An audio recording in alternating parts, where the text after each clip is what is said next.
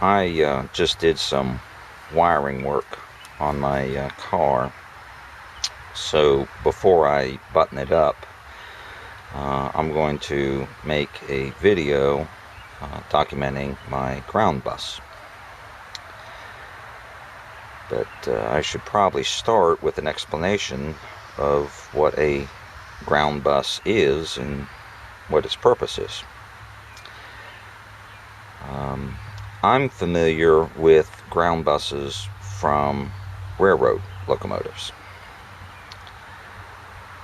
The traction motors on a railroad locomotive are 600 volts and about a bazillion amps.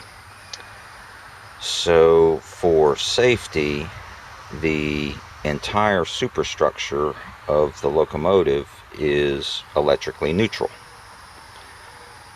The frame, the catwalks, the cab, the hood, the steps, all of that is electrically neutral. In fact, there's a ground fault relay that will trip if it detects voltage on the superstructure and disable the electrical system on the locomotive. So what they have is a bus for the ground side that runs from the battery compartment all the way to the front of the locomotive.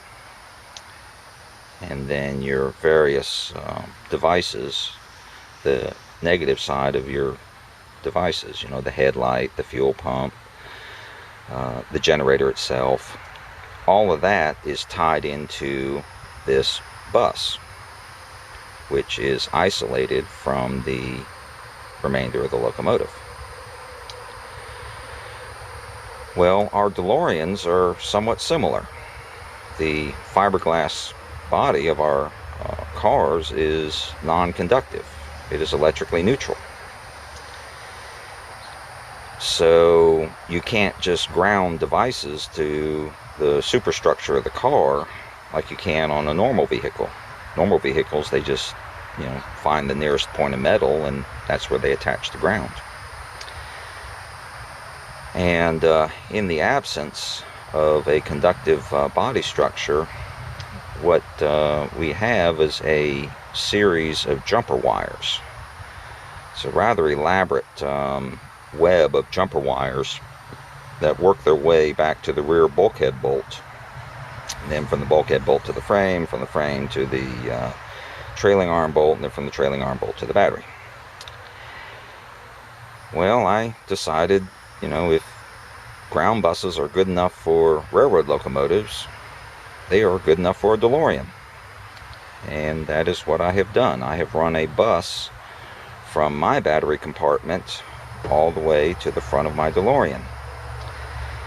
And I have tied all the grounds into that bus. Now, the original ground scheme is still in place. Okay, that's what this wire here is. This is the wire that runs over to the trailing arm bolt and then up to the rear bulkhead bolt, etc., etc. I left all that in place, and I just grafted on top of it a second ground scheme. That's what this wire here is. This is the ground bus that starts at the battery and then starts working its way towards the front of the vehicle. And I'll show you where all the different ground points are tied into not only the original ground scheme, but also into my bus. This is the ground bus going through the floor of the relay compartment. And that's the other end of the wire from the battery compartment going to the first junction. You need a junction instead of a contiguous wire like I have under the console, because there are multiple points to tie the bus into the original ground scheme, and they're in different directions in a very tight space. So I have a brass bolt, and then onto that brass bolt are tied this ground junction. This is one of the factory ground junctions. This ground junction, I've tied the rear bulkhead bolt into it, and then the fourth wire is the bus continuing towards the front of the car. And then I've also got a 12 gauge jumper that grounds the bracket that all the relays are mounted to, and then the supplementary relay that I put in for the side lights. This is the second junction in the ECU compartment. You need a junction here because the bus goes in two different directions. This is the bus proper coming over from the first junction in the relay compartment. This is the bus continuing forward down the console, and then this third wire is a supplementary engine block ground. I still have the ground at the motor mount, part of the original ground scheme, but I have added to that a second engine block ground that runs through the original O2 sensor grommet out to the engine block. And then, just like the relay compartment, there's a 12 gauge ground that grounds this bracket and the power antenna. And this is the other end of the supplementary block ground. Ties the engine block directly into the ground bus.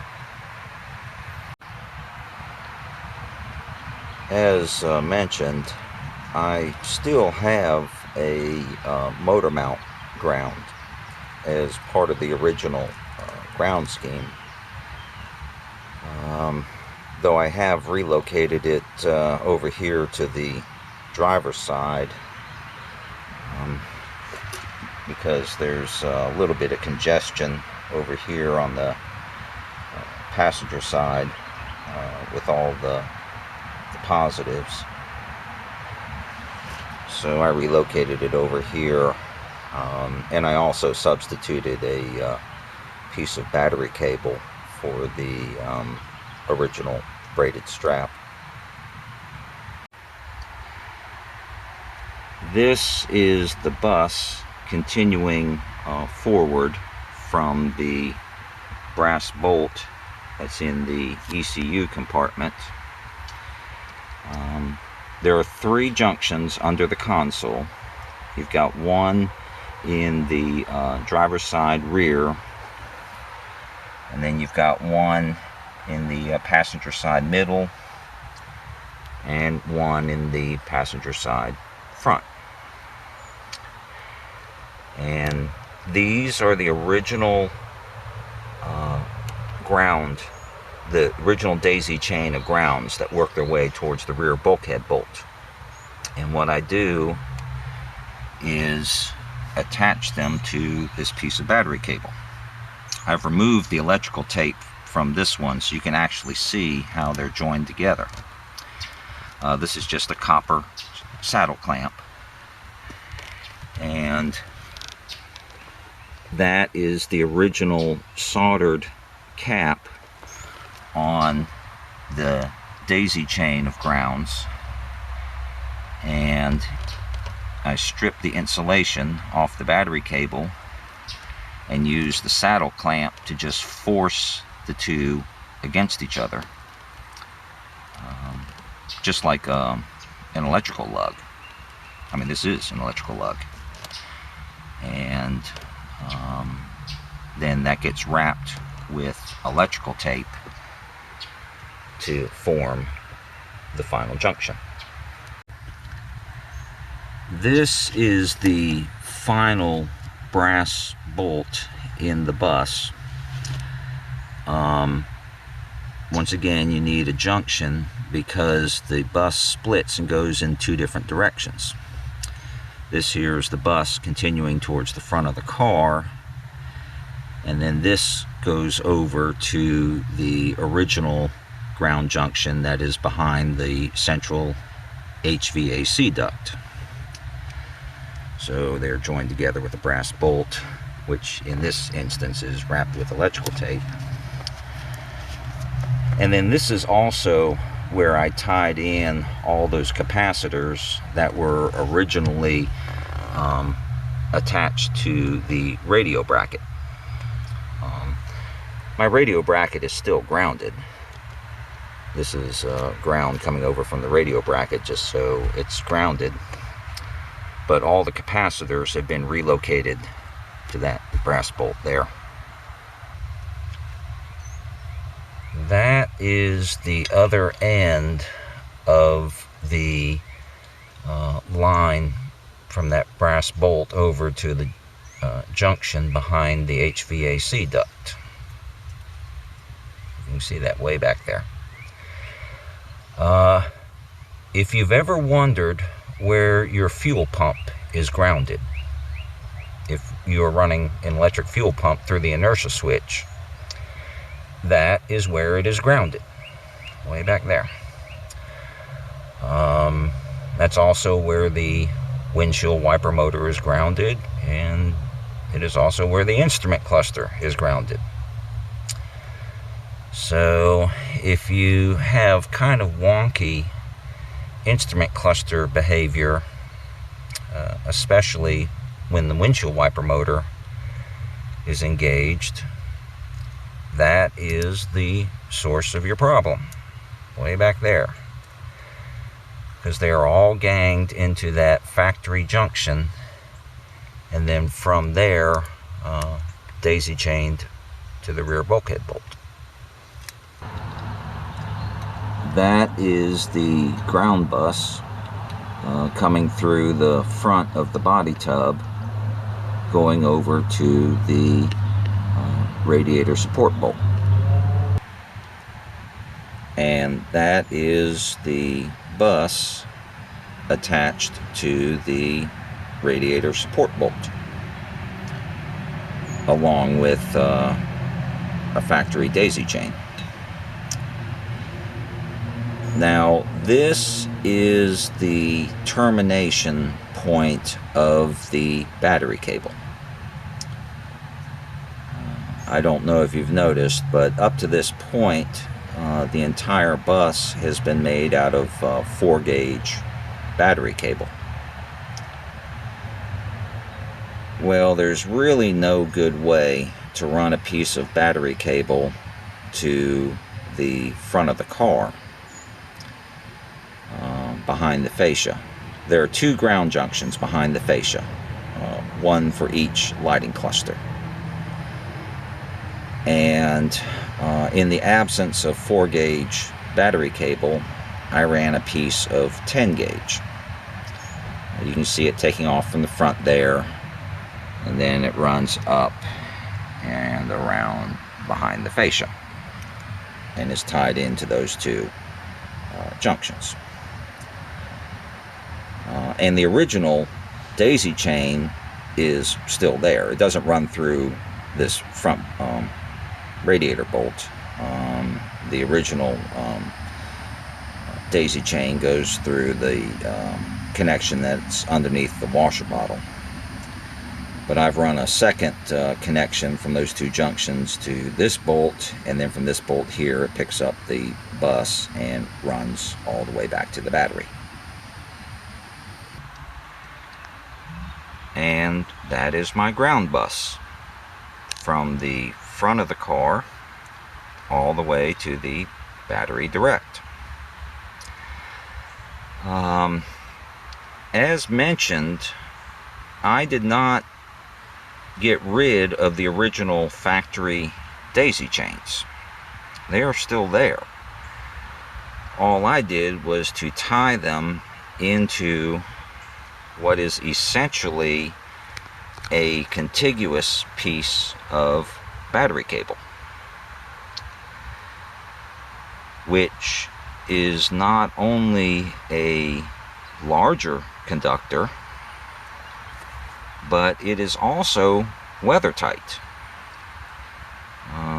With the exception of the front radiator bolt, my ground bus is entirely within the body of the car. It is weather protected. The original ground scheme is not weather protected. The original ground scheme, all those daisy chains make their way to the rear bulkhead bolt. If you can see that brass head back up in there, that is the other side of that rear bulkhead bolt. The factory one is steel. I put a brass one in mine. But then it passes from that bulkhead bolt through a 6-gauge cable to this bolt here.